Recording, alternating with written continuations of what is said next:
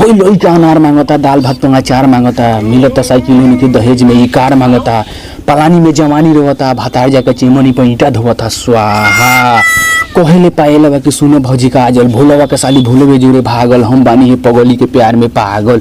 स्वाहा I love you बाला भरुआ बारे आई लव यू टू।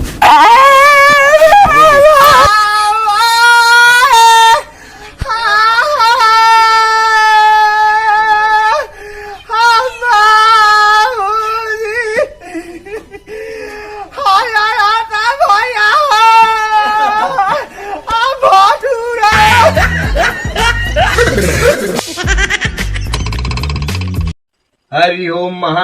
दूल्हे का सेहरा सुहाना लगता है, दुल्हन का सामान पुराना लगता है। स्वाहा हाल क्या है दिलों का न पूछो सनम, तेरी बीवी को पटा लेंगे हम। स्वाहा देखा है पहली बार डॉक्टर को मलेरिया बुखार। स्वाहा जिंदा रहने के लिए तेरी कसम, तेरी बीवी को पटा लेंगे हम। स्वाहा जीता था जिसके लिए मरता था, एक पड़ोसी की लड़की थी जिसे मैं करता था। स्वाहा